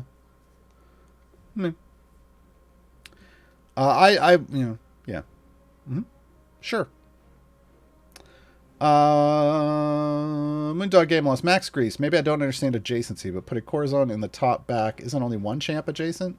So you would have at least 8 max? I see 5 max. Again, I think there's a bug. Like right now, this should be giving me 10 grease puddles. So I think there's just a bug going on. Please submit a ticket. I will submit one after this show. Zelos, does Dob lose stacks if we pull him out of the formation? No. As you saw, I just swapped him out of the formation. I go back. He's got 2,001. This is just think of it as a high watermark. It's ticking up. You can pull him out as long as you don't reset the run. He's gonna have his stacks. Honestly, sometimes these are saved as attached to the run you're in. If I pulled him into another formation and brought him back, he may still have 2,184. I'm not sure about that. I don't do a lot of the swapping in between groups, the shenaniganry. But when I've done that before, he's kept his stat. A stacking champion has kept their stacks. Wolfson, do gold chests drop items for event champions once they're time gate only? No. Regular gold chests, no. It's non-event champions only. Because again, I call them time gate champions. They're still event champions. They're just not available in the event. You have to go to time gates and get the named gold chests, or you have to open patron chests. Patron chests provide gear for them as well. Those two things will get you epics for champions that are no longer in events. Rysong. Is Dob, I think is where we're going with this, is Dob meant to get away from, is Dob's abilities, gold find abilities, meant to get away from Azaka farming, or would this be a way of making Azaka farming better by using Dob up to your wall and switching to Azaka? It doesn't make Azaka farming better, in my opinion. I mean, if you're already getting to soft cap like I am here, it doesn't make your Azaka farming any better. If you're not getting to soft cap and Dob gets you there, great. That just means Dob's helped you push further and earn more gold and do better overall, which is ideally what you want, right? But it doesn't affect Azaka farming specifically, because same slot. Is it meant to get away from Azaka farming? I think we're seeing things lately that are about building formations that are both pushing formations that also have strong gold find, which is different from what we saw originally. In this game, you had gold find, and if you had gold find, you didn't get a lot of pushing capabilities like Jarlaxle, right? And you were choosing one or the other, and that really made Azaka farming the big deal. It still is to this day. But I think we're seeing more and more champions built up that are based around building a formation that has power and gold find, so that Azaka farming isn't as required to really get all, like, it's still probably going to be a manual play thing that will get you more, but it isn't necessarily the only way you can really get lots of gold and thus favor, kind of like it is now. I think that's a good thing. Sailnet, does your game freeze if you swap Dob for another champ when his offshore accounting animation is going on? I don't know. If it does, submit a bug report. But I've never done it. And I'm not a Q&A stream. If you're running into problems, I said this yesterday. If you're running into problems with this game, if you see something that looks wrong, please submit a ticket and explain what's going on. Explain what you're seeing versus what you're expecting to see, and let them look into it. Like with this whole grease thing. It's definitely not working correctly. So I'm gonna look, there's some questions in here that are you seeing this bug? I'm just gonna mark them. I'm not gonna talk about them, folks. Please submit a ticket if you're seeing something not working correctly.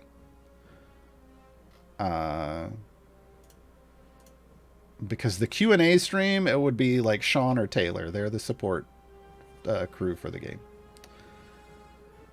Silly Simon, gear up in Electrums. Should I keep opening them until full blue, then named silvers and golds?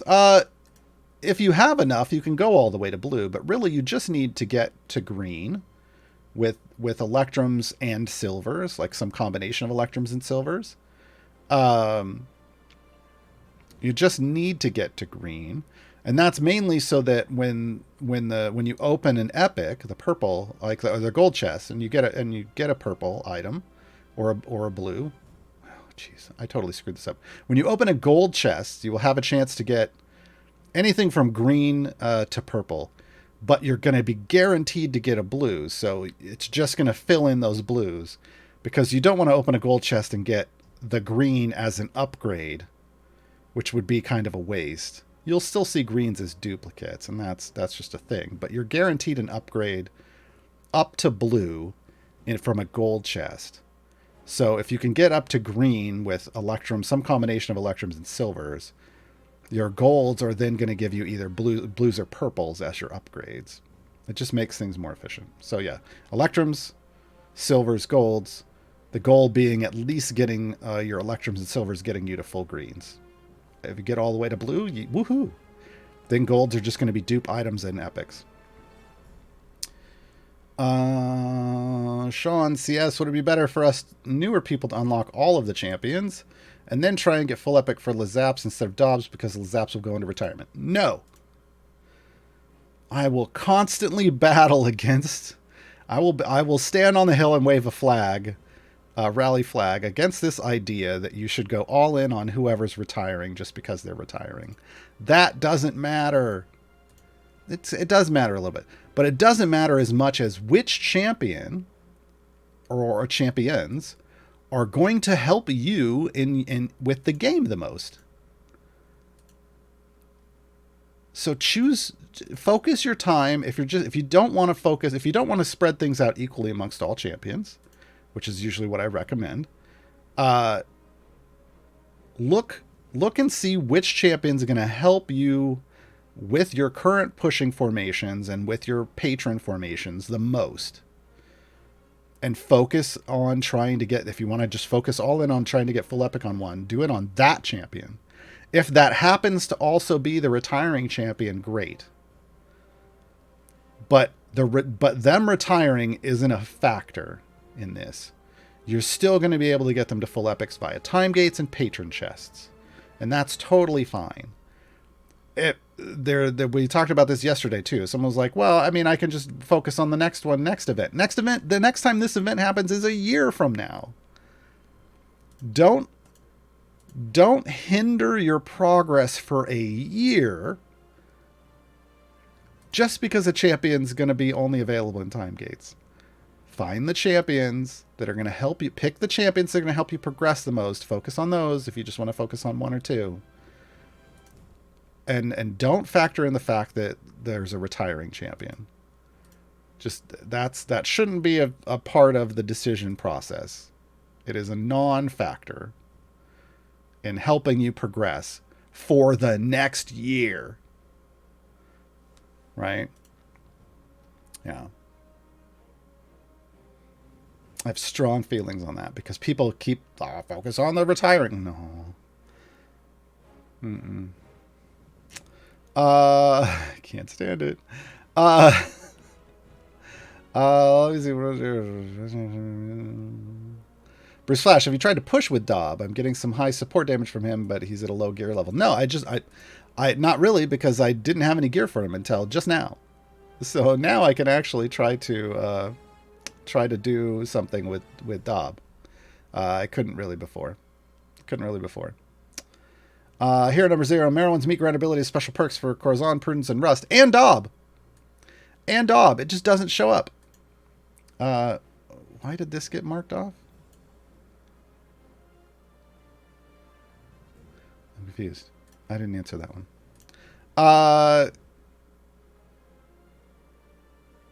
So it's not showing up.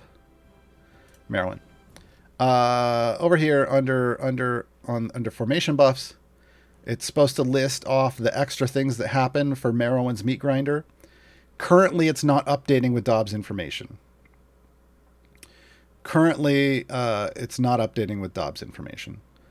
It is my understanding that while the meat grinder is active, Dob increases his stacks by like 1% or something every time it goes active. We'll know exactly once they update it, but they are aware that it's not showing. It's supposedly functioning, so I guess we could go, well, I don't know, I'm probably capped. What's my, oh, it was up here. 29.91. Let me hit the ultimate and see if this changes. I think I might be, well, nope, yeah, I just updated just from hitting the ultimate. So it is working. It increases 1% every time you use the ultimate. As long as he's not at cap. So that's a way you could put Dob in later and then increase. It's going to be a slow roll. It's going to be a slow burn increase, but it's a way you can hit the ultimate and increase his stacks. They do know that needs to be. Oh, okay. I got you, Martin. Yeah. All right. Smart. Thank you. That's a way you can increase his stacks if he's not capped. I don't think it will go over cap, though. What else do we have specifically for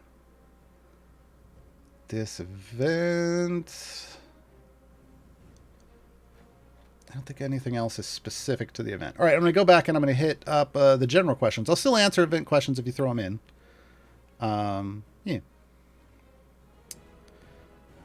Yeah, that's what I did, Lurky Rider. I just had to remember which one was Merowyn's, and it was one. Tarjay the Terrible. After having a decent speed team and enough favor to push for a few hundred stages with click damage, what would you... And I'm clearing stages 2 to 3 kills. What would you say would benefit gem farming the most? Briv jumps? If you are basically max Mad Wizard speed team, it's not getting... pushing further, like getting more favor and pushing further, isn't going to make anything super more efficient. It'll make Shandy a little more efficient, but not a lot. The big jump then becomes like either getting it down to 1 kill if you can. I can't remember now if there's I feel like there's combinations of champions that might get it there. Like, I don't know if you have Sentry maxed, Sentry and Humon maxed with, and maybe it takes Melf now. I can't remember. But having a max Sentry and Humon so that it's at least the max number of kills, or the minimum number of kills you can get, is good.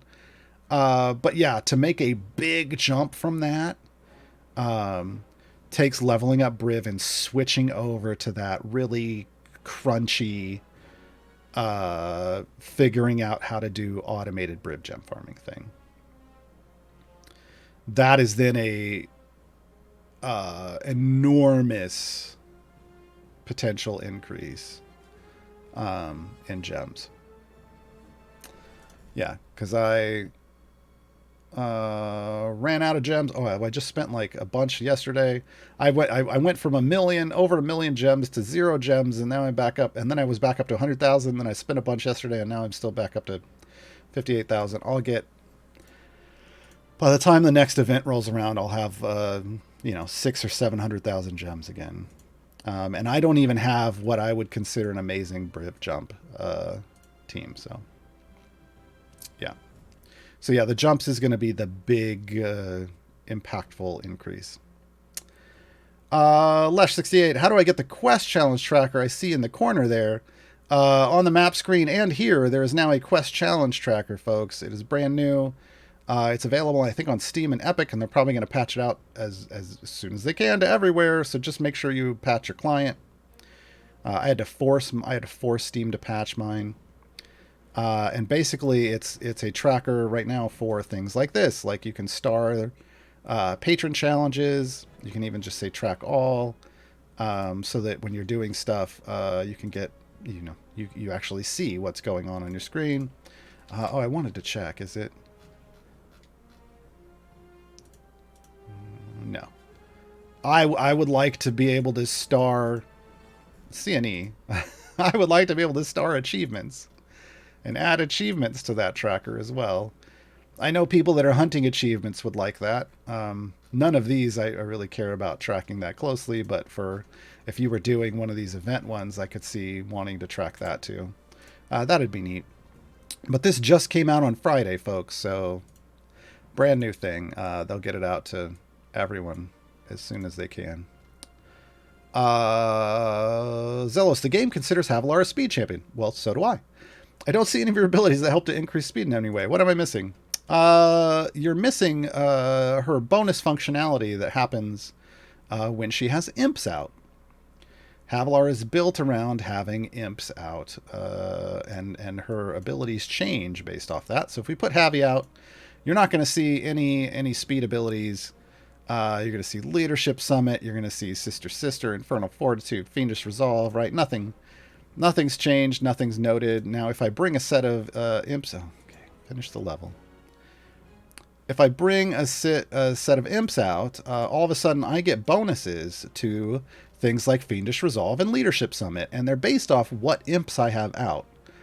The first set is the one that provides the speed effect, and it's under Fiendish Resolve. Dembo, Fiend enemies drop 2 quest items at once or count for 2 kills at once. So it is a very specific speed effect.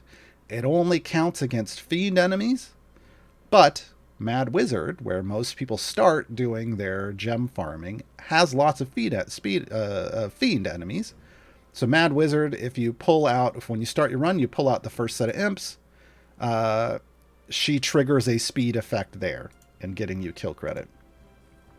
You have to. She's not automatable currently because you have to you have to just bring this one out, and if you rotate the others don't do it. So feedback has been given that it would be nice to have like a feat for Havilar that just spawns her with that first set of imps out for farming, for gem farming. They know this. Hopefully they deliver on that at some point. But yes, so she is a speed champion, but only in a very specific manner. Dragon Sniper, I'm on a phone. Is there a way to add people from my bench? I have never played this game on the phone. I am going to intuit that you would touch it and drag it onto the formation. I would assume that is how it would work on a phone. I have never played this on a phone or a tablet. Maybe chat can help with that one a little better. If that's not, I feel like that's the way it would work. But I don't know for sure. I don't know for sure. Hey, Corazon, nuke that spider, please. Thank you. Devil Crayon says I'm correct. Okay. Yay for me. Zelos, after I've reached my soft cap, like you can see here with the Circle of Champions with Circle of Line through it, is that when it's time to switch to a click debuff style of formation? Ooh, not necessarily, no. Not necessarily, no. Click debuff, folks. Click debuff is a whole in-game thing. It requires a certain amount of favor. Like I think maybe you can get away with it at E25. I usually say E30 favor in a campaign before trying it, just to make it a little easier on yourself. It requires a field full of specific debuff champions only that debuff all the enemies, and then they take more damage from click damage, which you level up over here on the left. When you soft cap and you've pushed as far as you can go, is when potentially you could try a click debuff style of pushing formation. I am soft capped, but I am in the 200s. I would definitely not switch to click debuff because it is a much slower progression method. It has some complicating features in that usually it relies on crawl. And he'll leave singles out. We call them leftovers. And then you've got to manually get rid of the leftover by gymming it, turning it into a chicken and then moving forward. It's a very slow progression method. It's also very tough on the client. I'm currently running at 60 frames per second right now, running this client on Steam. If I switched to a click debuff method and the screen was full of enemies and it's tracking everything that's going on, I'm running 6 frames per second, and I generally crash a lot when I'm streaming. So it can be very difficult for the game to process because the game was not designed to be played that way. I don't know if it would even function on mobile devices or consoles. I don't even know if you could do that style of pushing there. But yeah, you wouldn't do it right at the soft cap. You would do it at your wall after you've soft cap, and you need at least, I say E30, but you could probably, if you have all the best debuffers, you could probably pull it off sooner. I don't really use it anymore. I will say that. Not just because it slows everything down, but just because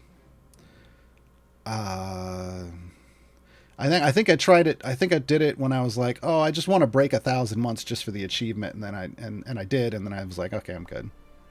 And I did it every now and then to demonstrate, but I don't like it. Eros Pothos, what is a good thing to focus on when getting started as a new player? Well, right now, the event. Doing event stuff is a good thing to focus on. Because events get you new champions. New champions are basically both like a combination of power and tools in your tool belt to help you complete challenges that you're going to face, right? So collecting champions is a big part of this game. So grab the 3, get them gear. So earn fate, work on favor in the event, and try to do the variants. So that you can get gear for all the champions. Beyond that, I do have a guide for that. Is it under... Do we still have this command? Is it still new player? The bot's trolling me. Yes, there we go. Hey, Gaarawarr's new player reference, a guided tour. I've been told that works really well for new players. I broke down basically early game progress into a milestone setup, and you can walk through that. And I link to guides that are appropriate for the milestone and the place in the game you are, because there's a lot to learn in this game, and you don't want to get overwhelmed right at the beginning. So that can help. I also recommend like Mars's visual aids for just understanding. Well, he doesn't support. I think other people are working on them now, but he was the one that created the visual aids originally. So there's some visual aids out there. There's even a gem one that I worked on him with that's still fairly accurate. So like combinations of those types of things, I think but focusing are going to be good. But focusing on the event right now is good. If you have downtime during the event, you can just go, start working on like the first milestone for Dritz in my guide. Silly Simon, I'm still using the Modest Core for deep pushes. Me too. Are you using the Magic Core at higher levels? Nope. Or is the lack of health too much of an issue? Yep. So the Magic Core is a glass cannon core. It's great for pushing as long as you're not letting anything touch your tanks. So I like the Magic Core when I'm just trying to do variants, but if I'm really trying to push as far as I can go and see what my formation can really do, which I did some of earlier this week, I need the health bonus from the Modest Core. It also helps that I supercharged my Modest Core, so it is actually my highest performing core. I have not supercharged the Magic Core yet. It will then probably do better for Magic users. But right now, my Modest Core works best for everyone because of all this orange and red action that's going on. It gives me lots and lots of bonuses. Lots and lots of bonuses. In fact, if I switch this over... yes, pull that over here. I will tell you, I have an E26 all champs damage buff now, which is fantastic. But for survivability, that 1872% health, it's a big deal. It's a big deal. But yeah, right now that E26 all champs damage buff off of this core, off this supercharged core, is just, it just kind of destroys the other cores for me. Now once I supercharge the other ones, things may change. But I need the pipes for that. I went with the Modest Core because I knew the Modest Core was strong for a variety of things. So put my power into something that worked in a lot of places once. Oh man, orange and red and colorblind, they look the same. Oh, yeah, I know people have been giving feedback on that kind of stuff. And hopefully, go away. Hopefully, they can maybe find. Oh, that's not Gaarawarr. Why? Gaarawarr, why? I meant to click view. Yeah, I would say just don't bother with the colors at all. Just hover over it and look at the bonuses. Like if I'm looking here, like like this is the E5 to E7 flow. E9 is basically where you max out. Once you get to E9, you don't need to go higher. I have an E10 over here. It doesn't really matter. Once it's into if it's E9 going into one of these nodes, it's going to be maxed out. But you can just hover over it and see.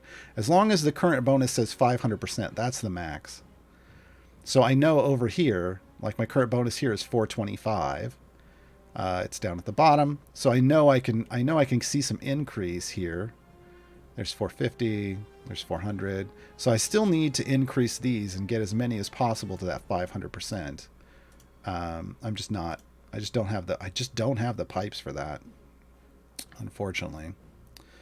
I know they are working on, as Lurking Rider said, I know they are working on at least a colorblind issue for the difference, for the difference between rare and epic items, because some people are having troubles with that. I'm not sure what they're doing for other stuff. Last couple of questions, and then we're going to go out with a song for what else? The cantrip that does what what nothing else can, the Mage Hand, in honor of Corazon. Sigma JT, have any of the champions released this year made it into your pushing click debuff as Zaka Farmer speed formations? Yes. Good lord, this year. I'm just going to say yes. Because a lot of champions, 18 champions arrived this year. Or in the last year, at least. A minimum of 18 champions. And I don't know that I can... Hold on. Who's arrived year 5? What am I looking at? Whittle. Whittle is in some groups now. Rust is definitely in my gold find group. Vi is sometimes like my Zaka farm. Vi can be the setup for that. Desmond has been fantastic and seems to just be getting better. Dungeon Masters helped me do some patron variants that just were not possible before by bringing in some key champions. Nordum was great for leveling up my Modron cores faster, and I can't wait to get more Modron cores and use that. Merylwyn is also great for Azaka farming. Valentine and Voronika are so new that I'm still trying to figure out exactly how I want to use them, and Dob's brand new. So, and Blushi. Blushi just came out. Blushi's great for like evil pushing groups and for use with Desmond. So there's been a lot of synergy stuff coming out that can help in different ways.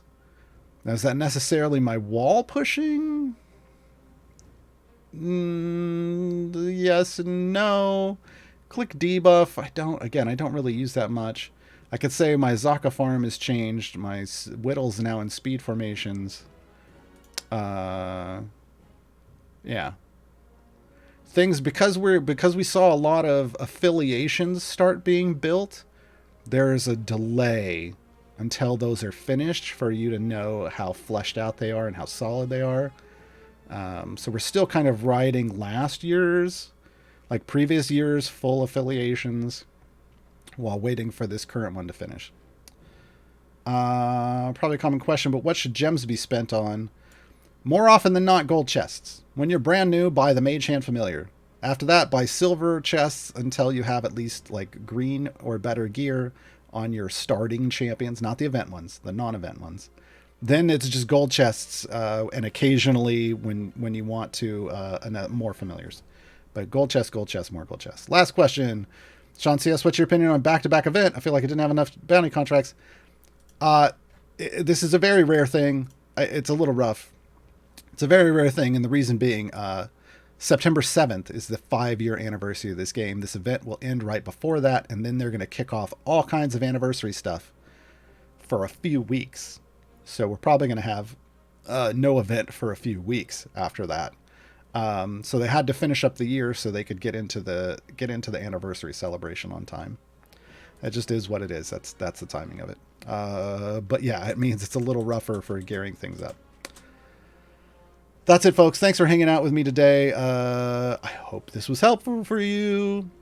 Streams will return on this channel on Monday. However, later on today, in about an hour or so, if you come over to my channel, twitch.tv/Gaarawarr, spelled like it sounds, we do Final Fantasy Saturdays. We're currently playing We've finished Final Fantasy 1 and 2 in the Pixel remasters. We're now playing Final Fantasy 3. We've determined this is the Star Trek Final Fantasy. The first one was the D&D Final Fantasy. The second one was the Star Wars Final Fantasy. Now, apparently, we're in Star Trek. So come join us in about an hour for that. And I will see you there. Again, we're going out on the Mage Hand song. Enjoy and have a great weekend, everybody. Bye.